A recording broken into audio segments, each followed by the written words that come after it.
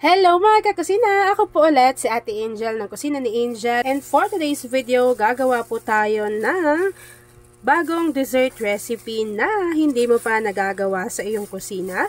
Kaya't panoorin mo na ang buong video dahil madali lang po ito. So una, meron po tayo ditong microwavable tub na meron siyang 500 ml. Tapos po, nilagyan po natin iyan ng custard cake bar. So yung cake bars po na iyon, hinati ko siya sa gitna. Ayan, so ganyan po yung kanyang itsura. Tapos, kapag nailagay nyo na yan dyan, i-flatten nyo lang and ilagay nyo lang siya sa inyong chiller.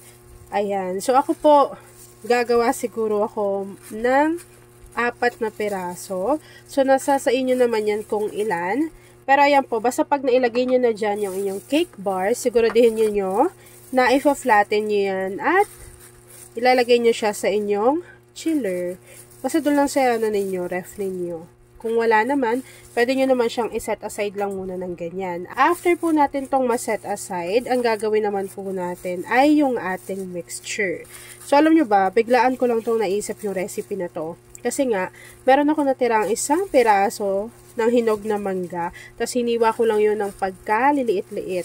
Tapos, meron pa ako ditong natitira na isang jar ng kaong, kulay green yun. Sabi ko, ang gandang combination. So, meron din akong ganito, mga cake bars. Sa lahat ng ingredients ko na to, tira-tira lang dito sa ref. So, kapag nilagay ko na yan dyan, mga kakusina, set aside ko lang to, gawin na natin yung next procedure. So, una, para sa ating mixture, kakailanganin po natin dito ng Marie Evaporada. Yung bawat lata po na ito ay meron siyang 380 grams. So, ang gagamitin ko po ay 3 piraso. Ito po optional lang naman siya na 3 yung gamitin ninyo. Pwede naman kayong gumamit ng isang lata lang tapos maglagay na lang kayo ng 3 cups of water. Ako po kasi meron lang ako natitira pang mga evap ni Marie. So, kailangan ko lang siyang gamitin kaysa masira lang siya dito sa bahay. So, 3 lata po iyan. Tapos, hindi pa nakabukas yung apoy natin dyan kasi kailangan pa natin pagsamasamahin yung ating mga ingredients. After adding ng ating Marie Evaporada, kakailanganin naman natin ng 1 can or 380 grams nitong Marie Condensada. So, ilagay nyo lang yan dyan lahat hanggang sa masimot yung laman na nasa lata kasi po napakamahal na talaga ng bilihin. Pero si Marie, in fairness naman, mura lang po yung kanilang evap, pati yung kanilang condensada, pero masarap siya. After nun, naglagay lang din po tayo dito ng at least half teaspoon ng vanilla essence or vanilla extract. After adding ng ating mga liquid ingredients, kakailanganin po natin dito ng isang sachet or 24 grams itong Menu Magic Leche Flan Jelly Powder. So, ito po yung lalagay natin dito para meron na rin siyang instant color. So, kung gusto nyo yan, ilalagay ko yan dyan kung saan ko ito nabili. After po natin mapagsama-sama yung ating mga ingredients, haluin lang natin ito ng maigi hanggang sa makita po natin na natunaw na yung inilagay natin na Leche Flan Jelly Powder. After matunaw ng ating jelly powder, ito yung sinasabi ko sa inyo na hinog na mangga. Ayan o. Maglalagay lang tayo ng konti kasi ipang tatoppings natin yung matitira. Nasa sa inyo naman yan kung makakabili pa kayo ng mangga na maramihan. Tapos hiniwa ko lang yan ng ganyan kaliliit or kaninipis. After nun, ito naman yung green kaong. Hiniwa ko lang din yan ng mas maliliit pa. So, kuha lang tayo ng konti kasi ipang tatoppings natin yan later.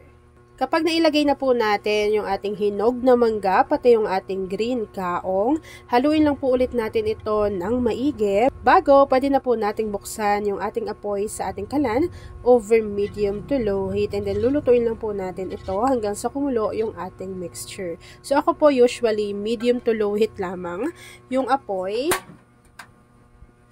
Kasi ayoko pong nabibigla yung mixture.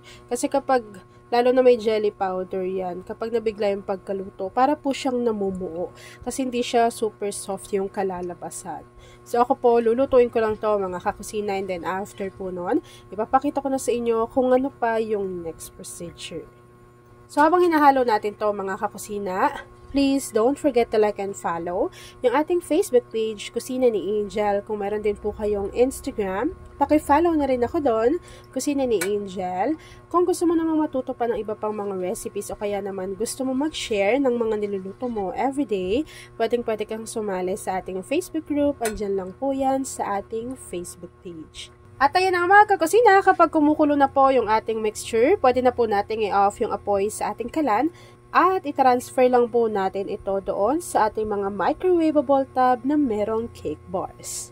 Kapag na-transfer na po natin ito, hihintayin natin yung mag-set, mag-firm, and then after po nun, ipapakita ko na sa inyo kung ano yung natapos nating easy dessert recipe. At ayun na nga mga kakusina, kapag lumamig na po yung ating dessert recipe, ganyan siya. Naglagay lang tayo ng ating green kaong, pati yung ating mangga na natira. Tapos po, pwede na natin yang i-enjoy.